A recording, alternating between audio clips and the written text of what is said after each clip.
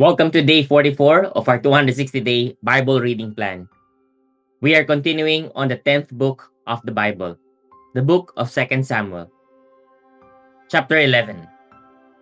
In the spring of the year, the time when kings go out to battle, David sent Joab and his servants with him, and all Israel.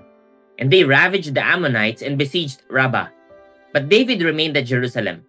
It happened late one afternoon, when David arose from his couch and was walking on the roof of the king's house, that he saw from the roof a woman bathing. And the woman was very beautiful. And David sent and inquired about the woman. And one said, "Is not this Bathsheba, the daughter of Eliam, the wife of Uriah the Hittite?" So David sent messengers and took her, and she came to him. And he lay with her. Now she had been purifying herself from her uncleanness. Then she returned to her house, and the woman conceived, and she sent and told David, "I am pregnant." So David sent word to Joab, "Send me Uriah the Hittite." And Joab sent Uriah to David. When Uriah came to him, David asked how Joab was doing and how the people were doing and how the war was going. Then David said to Uriah, "Go down to your house and wash your feet." And Uriah went out of the king's house, and there followed him a present from the king. But Uriah slept at the door of the king's house with all the servants of his lord, and did not go down to his house. When they told David, Uriah did not go down to his house. David said to Uriah, "Have you not come from a journey? Why did you not go down to your house?" Uriah said to David, "The ark and Israel and Judah dwell in booths, and my lord Joab and the servants of my lord are camping in the open field. Shall I then go to my house to eat and to drink and to lie with my wife? As you live and as your soul lives, I will not do this thing." And then David said to Uriah, "Remain here today also, and tomorrow I will send you back." So Uriah remained in Jerusalem that day and the next. And David invited him, and he ate in his presence and drank, so that he made him drunk. And in the evening he went out to lie on his couch with the servants of his lord, but he did not go down to his house. In the morning David wrote a letter to Joab and sent it by the hand of Uriah. In the letter he wrote, "Set Uriah in the forefront of the hardest fighting, and then draw back from him, that he may be struck down and die." And as Joab was besieging the city, he assigned Uriah to the place where he knew there were valiant men. And the men of the city came out and fought with Joab. And some of the servants of David among the people fell. Uriah the Hittite also died. Then Joab sent and told David all the news about the fighting. And he instructed the messenger, "When you have finished telling all the news about the fighting to the king, then if the king's anger rises, and if he says to you, 'Why did you go so near the city to fight? Did you not know that they would shoot from the wall? Who killed Abimelech the son of Jerubesheth? Did not woman cast an upper millstone on him from the wall so that he died at Thebes? Why did you go so near the wall?' Then you shall say, 'Your servant Uriah the Hittite is dead also.'" So the messenger went and came and told David all that Joab had sent him to tell. The messenger said to David, "The men gained an advantage over us and came out against us in the field, but we drove them back to the entrance of the gate. Then the archers shot at your servants from the wall. Some of the king's servants are dead, and your servant Uriah the Hittite is dead also." David said to the messenger, "Thus shall you say to Joab, 'Do not let this matter displease you, for the sword devours now one and now another. Strengthen your attack against the city and overthrow it, and encourage him.'"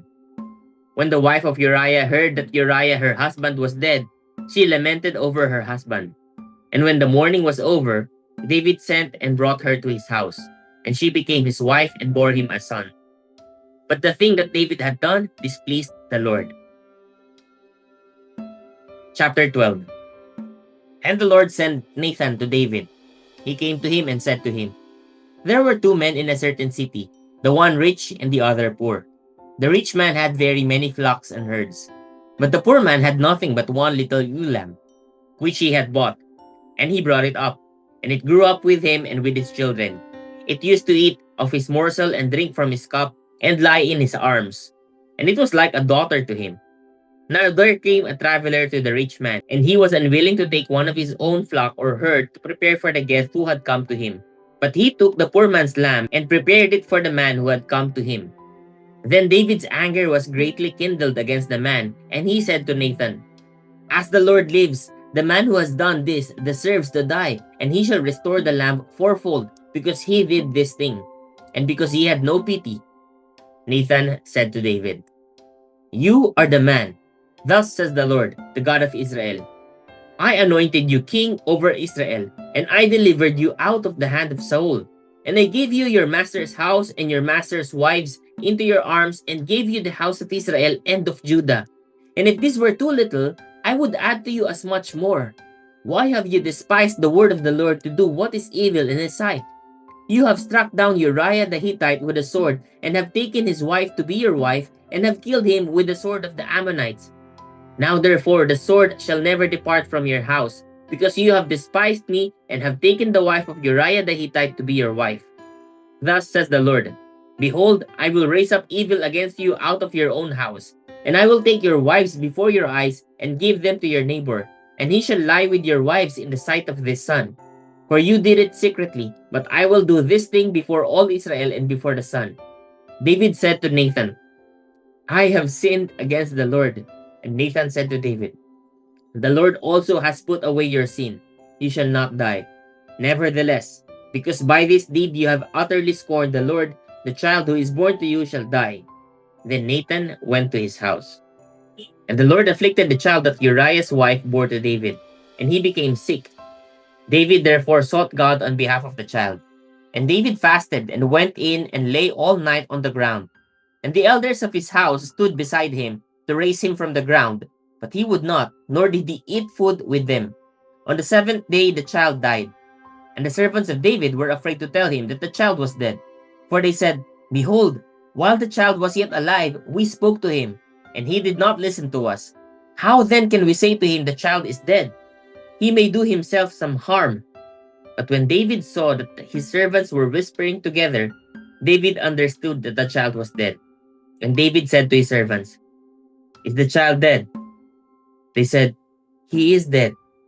Then David arose from the earth and washed and anointed himself and changed his clothes. And he went into the house of the Lord and worshipped. He then went to his own house. And when he asked, they set food before him, and he ate. Then his servant said to him, What is this thing that you have done?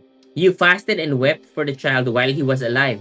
But when the child died, you arose and ate food.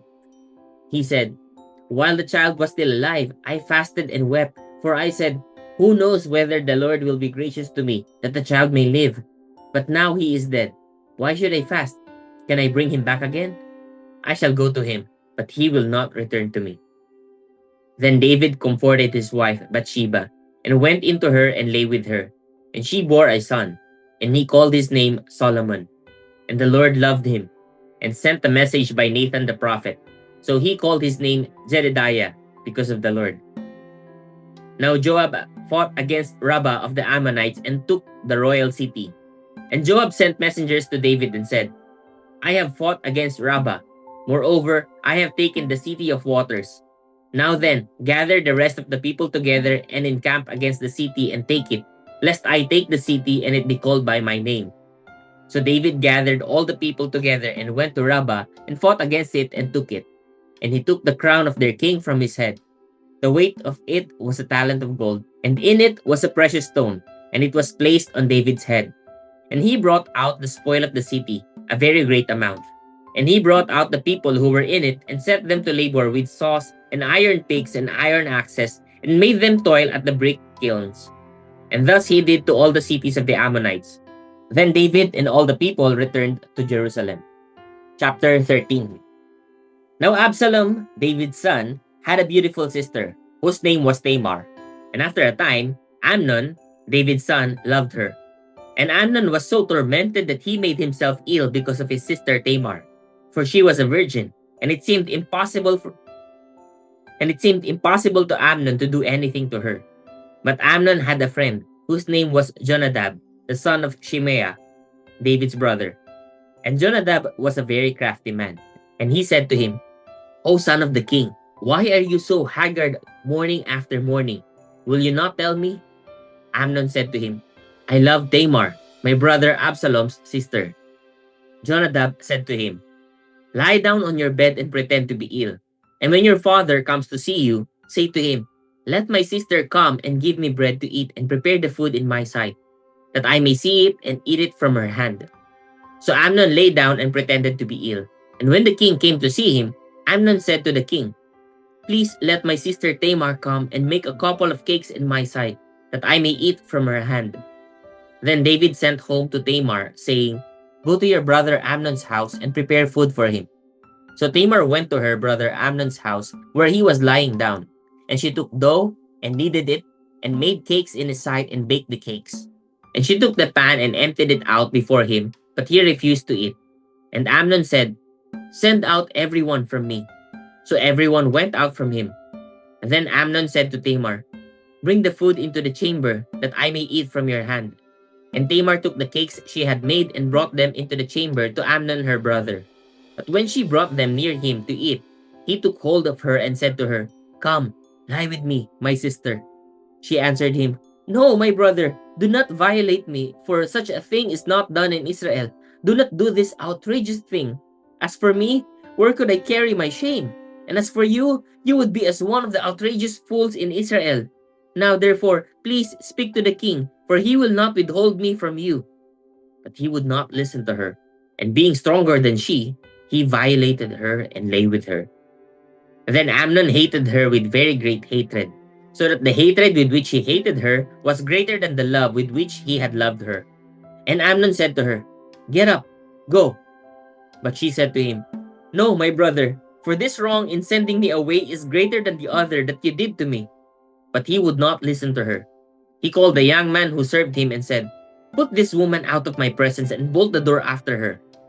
Now she was wearing a long robe with sleeves, for thus were the virgin daughters of the king dressed. So his servant put her out and bolted the door after her. And Tamar put ashes on her head and tore the long robe that she wore. And she laid her hand on her head and went away, crying aloud as she went. And her brother Absalom said to her, Has Amnon your brother been with you? Now hold your peace, my sister. He is your brother. Do not take this to heart. So Tamar lived, a desolate woman, in her brother Absalom's house. When King David heard of all these things, he was very angry. But Absalom spoke to Amnon neither good nor bad. For Absalom hated Amnon, because he had violated his sister Tamar. After 2 full years, Absalom had sheep shearers at Baal Hazor, which is near Ephraim. And Absalom invited all the king's sons. And Absalom came to the king and said, Behold, your servant has sheep shearers. Please let the king and his servants go with your servant. But the king said to Absalom, No, my son, let us not all go, lest we be burdensome to you. He pressed him, but he would not go, but gave him his blessing. Then Absalom said, If not, please let my brother Amnon go with us. And the king said to him, Why should he go with you? But Absalom pressed him until he let Amnon and all the king's sons go with him. Then Absalom commanded his servants, Mark when Amnon's heart is merry with wine, and when I say to you, Strike Amnon, then kill him. Do not fear, have I not commanded you? Be courageous and be valiant. So the servants of Absalom did to Amnon as Absalom had commanded. Then all the king's sons arose, and each mounted his mule and fled. While they were on the way, news came to David. Absalom has struck down all the king's sons, and not one of them is left. Then the king arose and tore his garments and lay on the earth. And all his servants who were standing by tore their garments. But Jonadab the son of Shimeah, David's brother, said, Let not my lord suppose that they have killed all the young men, the king's sons, for Amnon alone is dead. For by the command of Absalom, this has been determined from the day he violated his sister Tamar. Now therefore, let not my lord the king so take it to heart as to suppose that all the king's sons are dead, for Amnon alone is dead. But Absalom fled, and the young man who kept the watch lifted up his eyes and looked, and behold, many people were coming from the road behind him by the side of the mountain. And Jonadab said to the king, Behold, the king's sons have come, as your servant said. So it has come about. And as soon as he had finished speaking, behold, the king's sons came and lifted up their voice and wept. And the king also and all his servants wept very bitterly. But Absalom fled and went to Talmai, the son of Ammihud, king of Geshur. And David mourned for his son day after day. So Absalom fled and went to Geshur, and was there 3 years. And the spirit of the king longed to go out to Absalom, because he was comforted about Amnon, since he was dead. Chapter 14. Now Joab the son of Zeruiah knew that the king's heart went out to Absalom. And Joab sent to Tekoa, and brought from there a wise woman, and said to her, Pretend to be a mourner, and put on mourning garments. Do not anoint yourself with oil, but behave like a woman who has been mourning many days for the dead. Go to the king and speak thus to him. So Joab put the words in her mouth. When the woman of Tekoa came to the king, she fell on her face to the ground and paid homage and said, Save me, O king. And the king said to her, What is your trouble? She answered, Alas, I am a widow. My husband is dead. And your servant had 2 sons, and they quarreled with one another in the field. There was no one to separate them, and one struck the other and killed him. And now the whole clan has risen against your servant. And they say, Give up the man who struck his brother, that you may put him to death for the life of his brother whom he killed. And so they would destroy the heir also. Thus they would quench my coal that is left, and leave to my husband neither name nor remnant on the face of the earth. Then the king said to the woman, Go to your house, and I will give orders concerning you. And the woman of Tekoa said to the king, On me be the guilt, my lord the king, and on my father's house. Let the king and his throne be guiltless. The king said, If anyone says anything to you, bring him to me, and he shall never touch you again. Then she said, Please let the king invoke the Lord your God, that the avenger of blood kill no more, and my son be not destroyed. He said, As the Lord lives, not one hair of your son shall fall to the ground. Then the woman said, Please let your servant speak a word to my lord the king. He said, Speak. And the woman said, Why then have you planned such a thing against the people of God? For in giving this decision, the king convicts himself, inasmuch as the king does not bring his banished one home again. We must all die. We are like water spilled on the ground, which cannot be gathered up again. But God will not take away life, and he devises means so that the banished one will not remain an outcast. Now I have come to say this to my lord the king, because the people have made me afraid. And your servant thought, I will speak to the king. It may be that the king will perform the request of his servant. For the king will hear and deliver his servant from the hand of the man who would destroy me and my son together from the heritage of God. And your servant thought, The word of my lord the king will set me at rest. For my lord the king is like the angel of God to discern good and evil. The Lord your God be with you. Then the king answered the woman, Do not hide from me anything I ask you. And the woman said, Let my lord the king speak. The king said, Is the hand of Joab with you in all this? The woman answered and said, As surely as you live, my lord the king, one cannot turn to the right hand or to the left from anything that my lord the king has said. It was your servant Joab who commanded me. It was he who put all these words in the mouth of your servant. In order to change the course of things, your servant Joab did this. But my lord has wisdom like the wisdom of the angel of God to know all things that are on the earth. Then the king said to Joab, Behold now, I grant this. Go, bring back the young man Absalom. And Joab fell on his face to the ground and paid homage and blessed the king.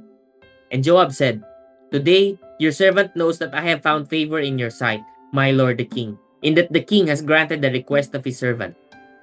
So Joab arose and went to Geshur and brought Absalom to Jerusalem. And the king said, Let him dwell apart in his own house. He is not to come into my presence. So Absalom lived apart in his own house and did not come into the king's presence. Now in all Israel, there was no one so much to be praised for his handsome appearance as Absalom.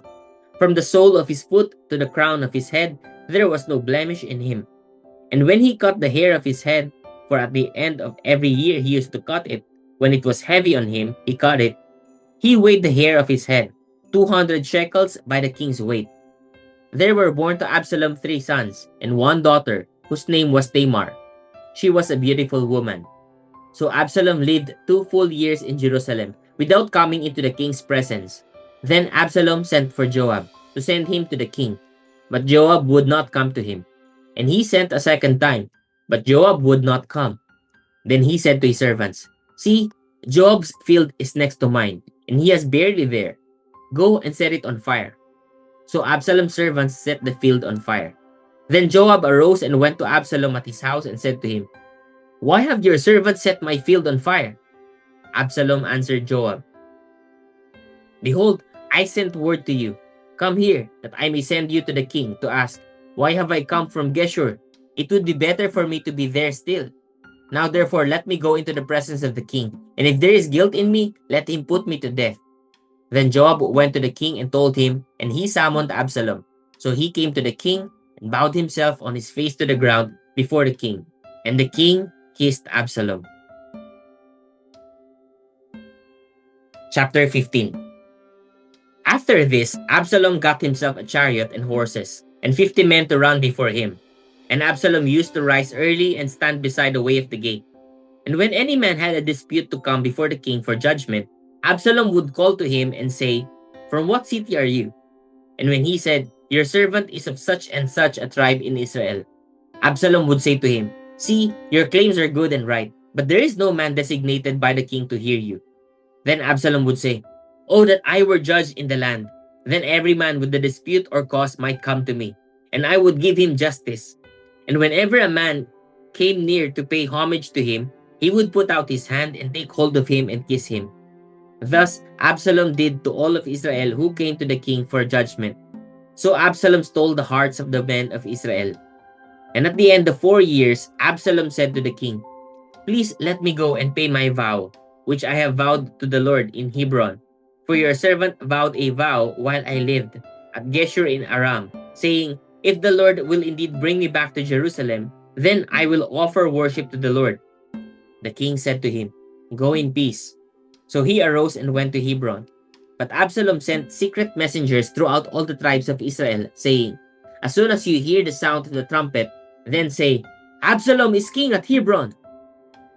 With Absalom went 200 men from Jerusalem who were invited guests, and they went in their innocence and knew nothing.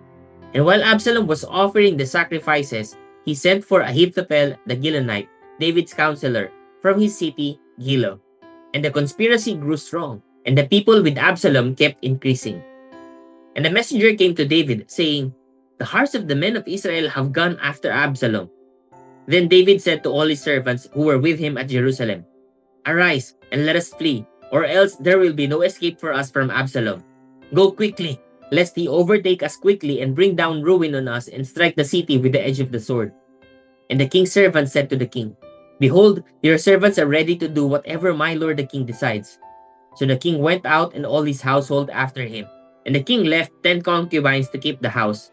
And the king went out and all the people after him. And they halted at the last house. And all his servants passed by him, and all the Kerethites and all the Pelethites and all the 600 Gittites who had followed him from Gath passed on before the king. Then the king said to Ittai the Gittite, "Why do you also go with us? Go back and stay with the king, for you are a foreigner and also an exile from your home. You came only yesterday, and shall I today make you wander about with us? Since I go I know not where. Go back and take your brothers with you, and may the Lord show steadfast love and faithfulness to you." But Ittai answered the king, "As the Lord lives, and as my lord the king lives, wherever my lord the king shall be, whether for death or for life, there also will your servant be." And David said to Ittai, "Go then, pass on." So Ittai the Gittite passed on with all his men and all the little ones who were with him. And all the land wept aloud as all the people passed by. And the king crossed the brook Kidron, and all the people passed on toward the wilderness. And Abiathar came up, and behold, Zadok came also with all the Levites, bearing the ark of the covenant of God. And they set down the ark of God until the people had all passed out of the city. Then the king said to Zadok, "Carry the ark of God back into the city. If I find favor in the eyes of the Lord, he will bring me back and let me see both it and his dwelling place. But if he says, I have no pleasure in you, behold, here I am. Let him do to me what seems good to him." The king also said to Zadok the priest, "Are you not a seer? Go back to the city in peace with your 2 sons, Ahimaaz your son and Jonathan the son of Abiathar. See, I will wait at the fords of the wilderness until word comes from you to inform me." So Zadok and Abiathar carried the ark of God back to Jerusalem, and they remained there. But David went up the ascent of the Mount of Olives, weeping as he went. barefoot and with his head covered. And all the people who were with him covered their heads, and they went up, weeping as they went. And it was told David, Ahithophel is among the conspirators with Absalom. And David said, O Lord, please turn the counsel of Ahithophel into foolishness. While David was coming to the summit where God was worshipped, behold, Hushai the Archite came to meet with him with his coat torn and dirt on his head. David said to him, If you go on with me, you will be a burden to me. But if you return to the city and say to Absalom, I will be your servant, O king, as I have been your father's servant in time past. So now I will be your servant. Then you will defeat for me the counsel of Ahithophel. Are not Zadok and Abiathar the priest with you there? So whatever you hear from the king's house, tell it to Zadok and Abiathar the priest. Behold, their 2 sons are with them there, Ahimaaz, Zadok's son, and Jonathan, Abiathar's son. And by them you shall send to me everything you hear. So Hushai, David's friend, came into the city, just as Absalom was entering Jerusalem. Praise God for the reading of His word.